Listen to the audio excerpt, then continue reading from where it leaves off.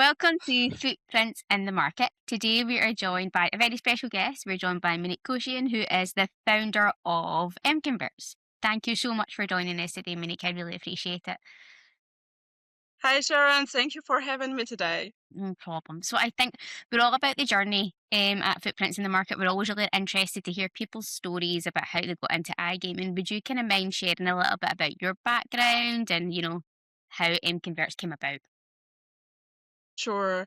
In regards to my background, I've been working within marketing for last, God, 15 years. um, and because I used to live in Malta, and because my husband has been working in iGaming for 20 plus years, I always been around it, but never worked within the industry. And once I launched MConvert, it was a perfect fit. So that was the time when I actually became part of the industry.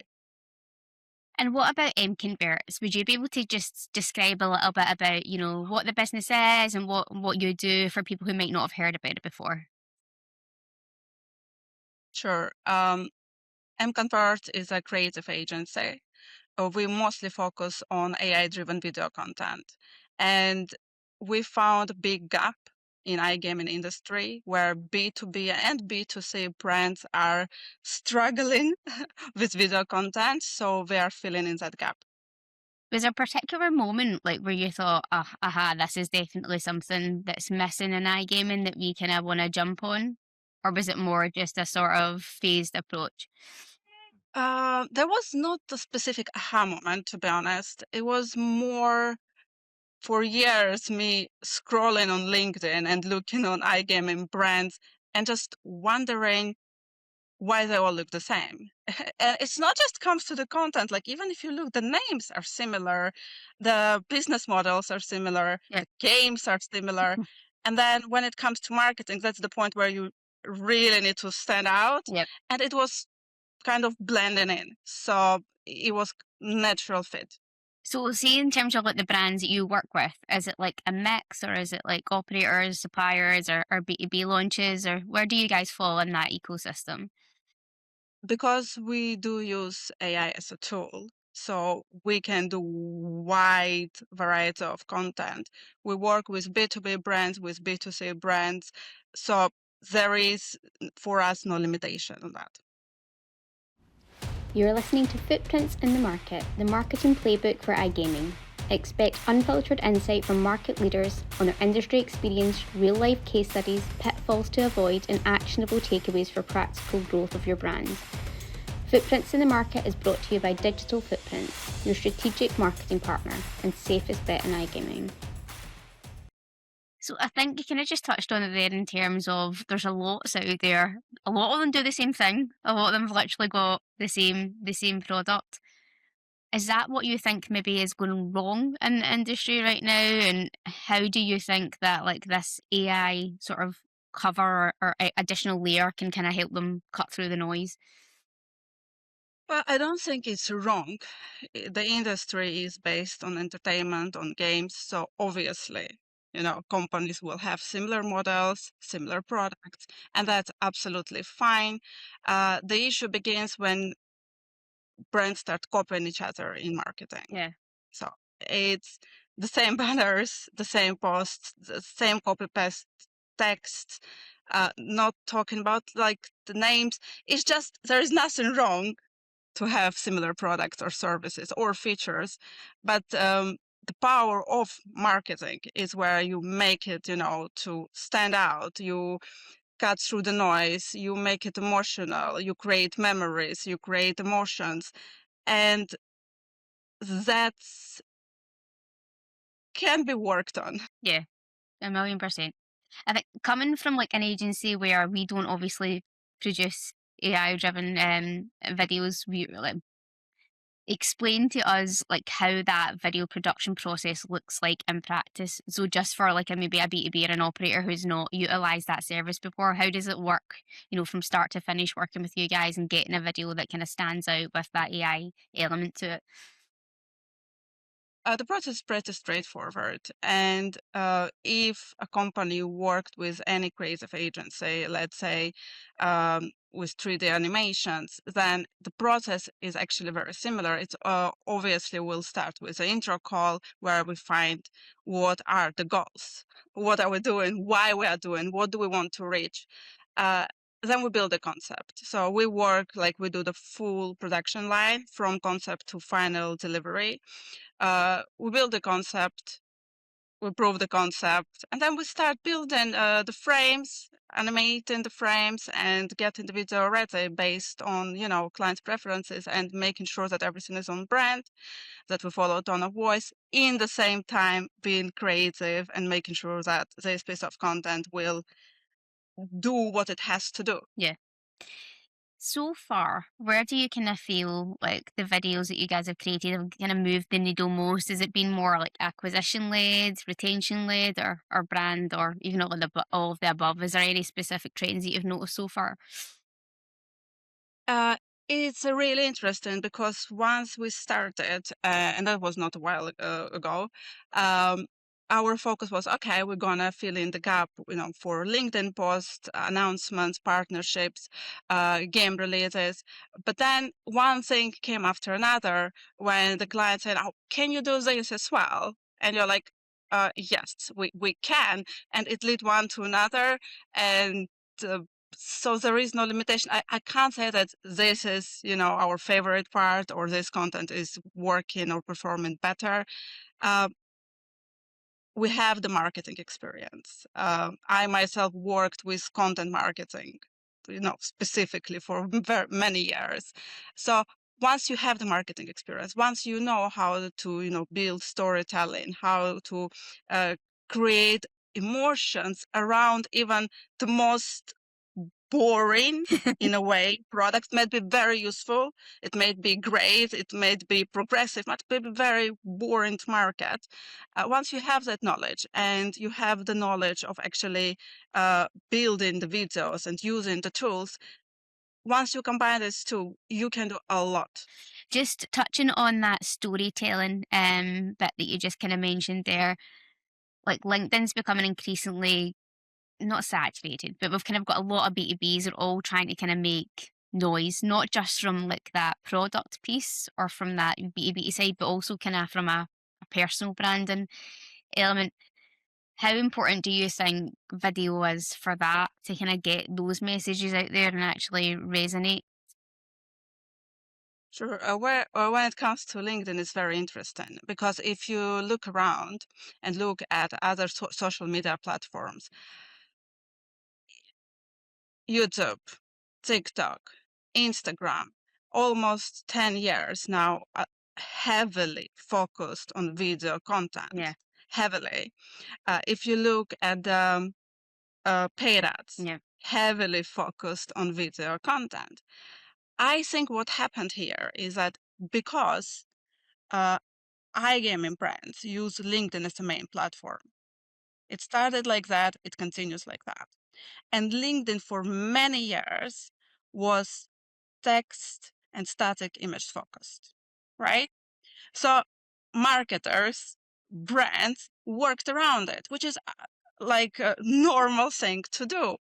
But what happened is last few years, and even last year, the CEO of LinkedIn actually posted his video saying that LinkedIn right now is gonna focus on video content. We're gonna push it, through our algorithm. You're gonna get more views. Please, brands, listen and follow, right? So it happened recently on LinkedIn. And all B2B brands, B2C brands need to adapt. And right now we are seeing many brands already starting to adapt, some adapted, but it's still a way to go. And once you have a B2B product, it's pretty challenging to market it, mm, right? Um, there where you need to have a team which thinks strategy, which thinks not about a post or a video yeah. or a piece of content, but thinks, okay, what we're going to achieve in 6 months from now. What is the goal? What do we want to say? Why our product is so important? And then you build a story around it. And video content is going to be showing more and more on LinkedIn. We already see it, and we're going to see it increasing massively. And do you know what I've noticed? And I think you're right. I think we are seeing it increasingly a lot. And I think what I've seen is maybe some brands trying to like kind of experiment with that AI piece by themselves. And I'm not scared to say not all of them doing it very well. Do you think there's like a misconception that because it's AI, it's easy when actually it's not? Yeah. Yeah. There's two things I want to say. First one, I'm really happy when I see brands trying. It's a good thing. It's good for MConverts and for our business because we can see the demand. And it's good for brands to discover and experiment. Usually what happens after, they stop trying, they get a team who can do it in-house. You need to have resources for that. Or they come to the agencies like MConverts to get help, because there is nothing, and I mean nothing, you can do with one click with AI using as a tool. You can't do it with 2 clicks, and you can't do it with 100 clicks. Anything which looks good, which tells the story, which is on brand, which is getting the viewer to feel something or to learn something. Yeah. Right? It can be explainer video. It can be some piece of content which is to show investors how your product would work, right? It needs knowledge. It needs time and understanding not only of AI tools, but as well of how video works and how storytelling works. Do you think that, and the reason I'm asking this because I get asked this question a lot, see from like a written content perspective, do you think that there's sometimes a misconception around AI that if something can be produced faster and it's like a more efficient production, that loses quality? What's your kind of thoughts on using AI but maintaining quality? Has there ever been like a project that someone's came to you and you've said, this doesn't fit, this probably won't be an AI video, you would need to do something else for authenticity? Um, I think that from one side, yes, using AI tools make it faster, and it's absolutely true. And it makes it more affordable as well for the brands. From other side, quality is the number one priority. You can't just do something fast, right? Because client doesn't want something. Client wants a video on brand. Clients want a video which will give the client results. Footprints in the Market is sponsored by BetComply because in iGaming, compliance isn't just a tick box exercise. From new market entry to ever-changing regulations, BetComply keeps you one step ahead. Don't risk it, own it. Head to betcomply.com and take control of your compliance today.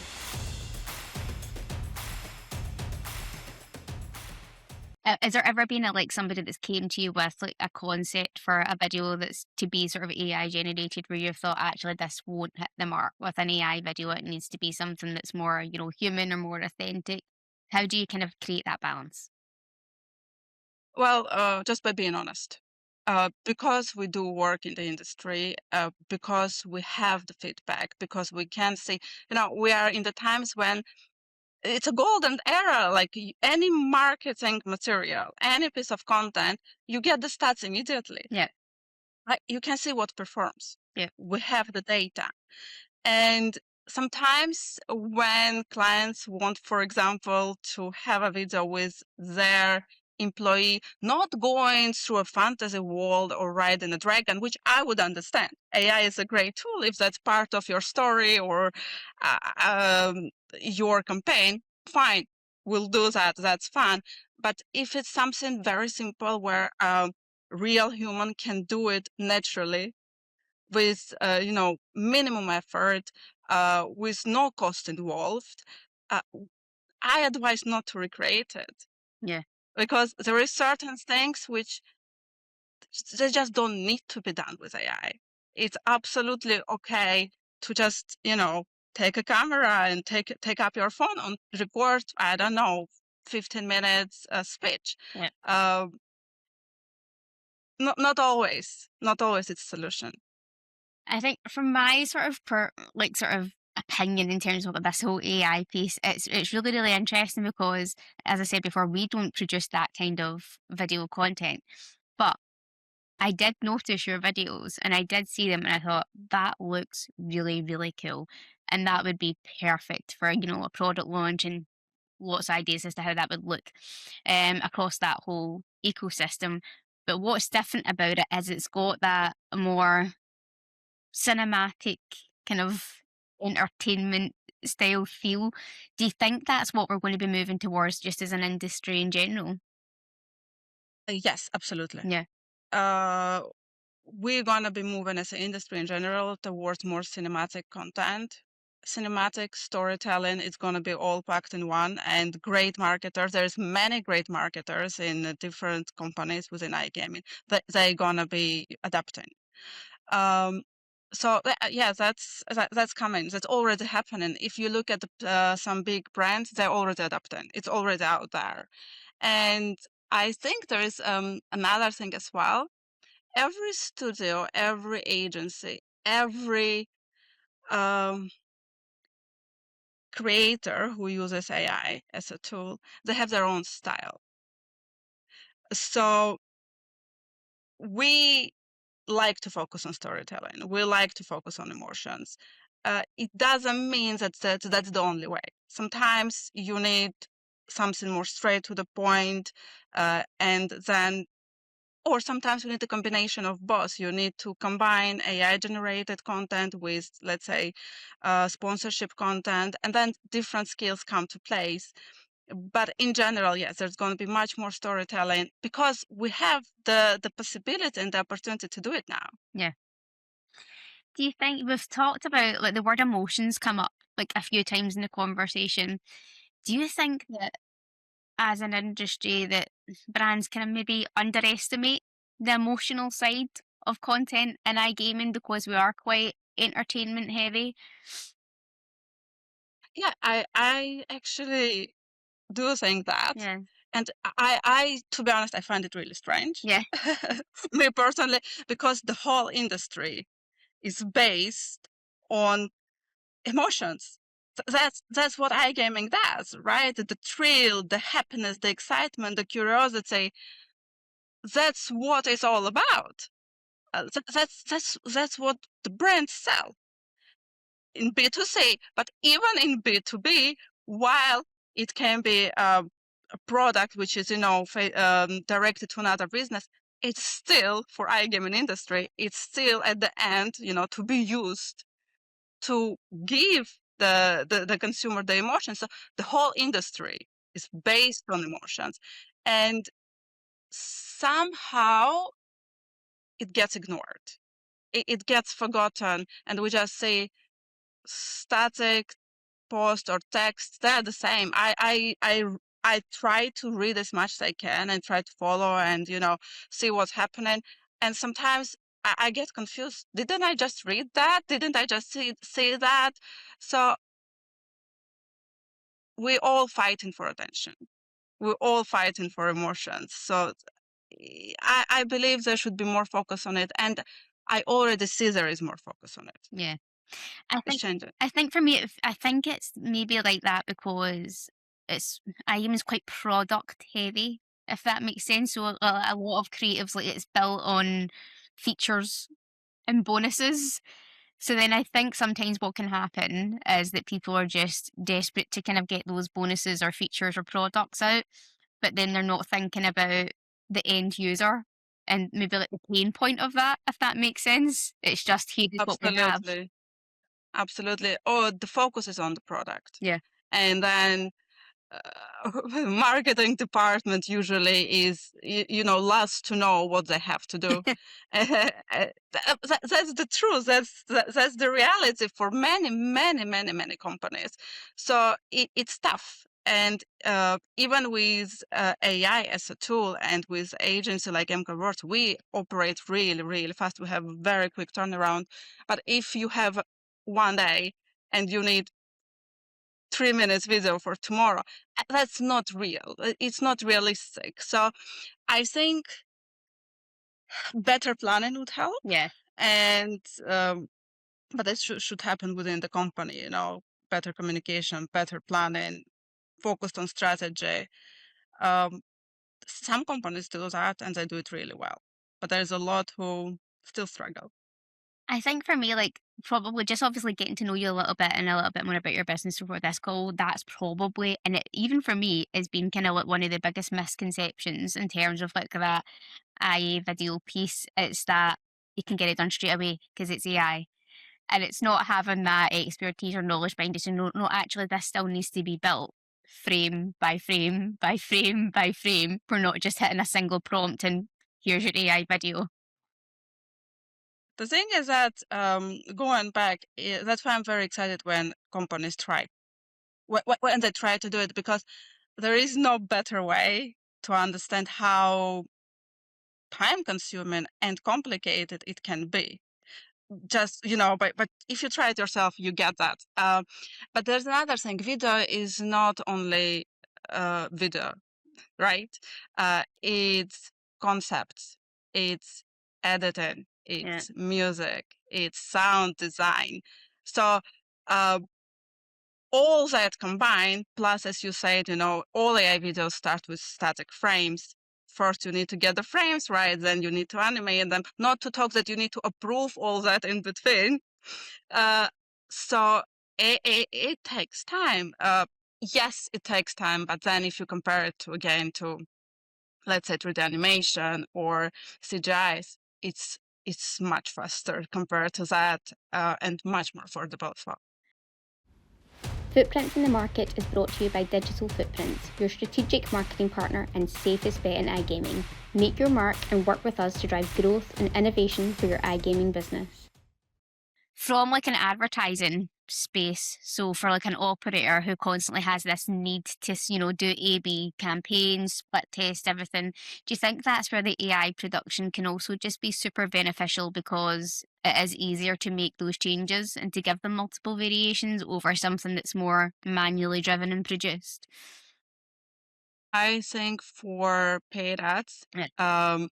AI-driven videos are must, Yeah. for many reasons, right? Quick turnaround, affordable, and easy to exactly use them for A/B testing. So if you have, let's say, 6 pieces of content, and you can see which is performing better, and you can say, okay, here the viewer dropped or didn't click the button, but here it did. You can always cut, combine, and mix. I actually believe that iGaming brands have a lot to learn from e-commerce. Yeah. Uh, that's my background, right? And that's the industry I used to work in, and their content is everything. Variations, analyzing, changing, adapting, and all that needs to happen quickly, right? Let's say you have World Cup and you run a campaign 1 month in advance, you test it, you need to adapt, you need to change. Here, it's the perfect, way to do that. And not just that, let's say you run on the Meta platforms, your ads, and now you can see that some ad is performing really well, and you want to run it on YouTube because we have the frames, right? You can easily adapt them to horizontal format, reanimate the video, and run it on a different platform. So it gives a lot of different opportunities here. Yeah. Is there any specific campaign or production that you've thought, I'm really, really proud of that, whether it is that conversion piece that we're just kind of speaking about, or whether it's that brand storytelling piece? Is there anything that kind of jumps out that you thought, you know what, we did an amazing job here and I'm so proud of this? It's going to be really interesting. There is one. I love them all. Yeah. And because we do start from concept stage, Yeah. basically each video feels like part of us. Um, there was a project for dual bits, and it was for ICE. It was on their booth on screen video. They had a huge screen, 3x4, and it was pretty tight deadlines, to say the least. And it was really interesting because there we did something really new. We combined their sponsorship content, which they have great sponsorship deals, with AI generated content and created a 1 minute long on screen video with obviously kinematic text, etc. But the combination of real content and AI working together in one story in a super dynamic way, it was something new for us Yeah. to try. Yeah. And we were really pleased to see how well it performed and how happy they were. And once I walked at ICE and saw it at the screen, I was like, okay, this looks cool, because you have all these sponsorship bits, and then you have cool moments like, with the ball flying into the screen. Yeah. It actually makes people in the crowd to stop, because usually that screen's there, they're just there to show that you're a cool brand and you paid for the screen, because not many people watch it. And to be able to create something which will actually stop the crowd and turn the head and look, that's pretty proud of that one. No, you should be, because you're absolutely right. I think if you go to any of these like exhibition spaces, it's just filled, like packed with so many stands. And it is difficult to create something.